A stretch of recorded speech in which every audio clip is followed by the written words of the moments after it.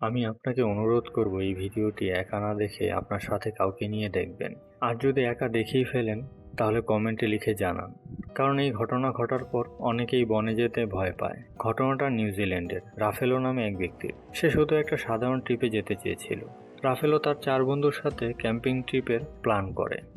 Office থেকে 2 দিনের ছুটি নেয়, গাড়ি দিয়ে রওনা দেয়। মাঝপথে তাদের এক বন্ধু অসুস্থ হয়ে পড়ে। তাকে তারা হসপিটালে নিয়ে যায়। ডাক্তার বলে অবস্থা ভালো না।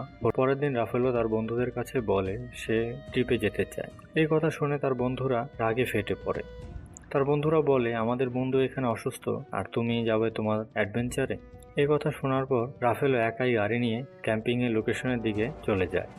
বনে পৌঁছে সে একটি ছোট ক্যাম্প তৈরি করে। 2 ঘন্টার মতো বিশ্রাম নিয়ে তার প্রিয় পোষা কুকুরটিকে নিয়ে হাঁটতে শুরু করে জঙ্গলের ভিতরে। হাঁটতে হাঁটতে সে একটু ভিতরে চলে যায়। তারপর সে একটা অদ্ভুত জিনিস লক্ষ্য করে। বনের মাঝখানে একটা পুরনো গির্জা। আশেপাশে কোনো মানুষ নেই, কোনো রাস্তাঘাট নেই, কিন্তু একটা গির্জা দাঁড়িয়ে আছে নিঃসঙ্গভাবে। সে ভয় পায়, আবার কৌতূহলও হয়।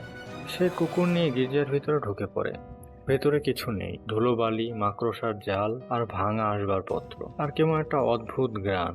তখনই তার কুকুরটি ঘেউ ঘেউ করতে শুরু করে। একটা পর্যায়ে কুকুরটি কান্না করে দেয়।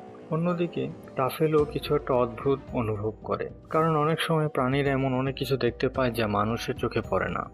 এবার ভিডিওটিতে দেখুন।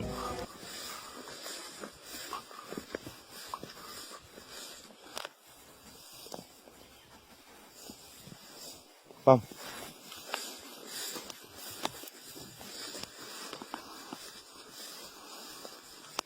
তারপর রাফেল ওখান থেকে চলে আসে। রাতের বেলা আবার সে গির্জায় যায় এবং তার পোষা কুকুরটি দরজার সামনে বসেছিল। সে কুকুরটিকে ডাক দেয়। সে কুকুরটি ঘুরে তার কাছে এসে আবারও ফেরত চলে যায়। তারপর থেকে সে আর তার কুকুরটিকে খুঁজে পায়নি। Vení, Draco. Vení. Draco. Por fin subió. Vení. ¿Qué pasa? ¿Por qué no querés estar acá? Vení.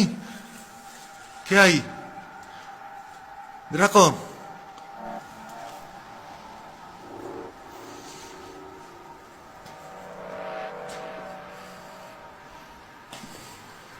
Draco. Vení. এখন আপনারাই বলুন, এই গির্জার ভিতরে কি কিছু ছিল? কুকুরটা আসলে কি দেখলো, আর হঠাৎ করে সে কোথায় চলে গেল? কমেন্টে লিখুন আপনার মতামত। আর যদি ভিডিওটা একা দেখে থাকেন তাহলে কমেন্টে ডান লিখে জানান। এই ধরনের আরও ভিডিও পেতে আমাদের লাইক, কমেন্ট, শেয়ার করুন এবং সাবস্ক্রাইব করে সাথে থাকুন।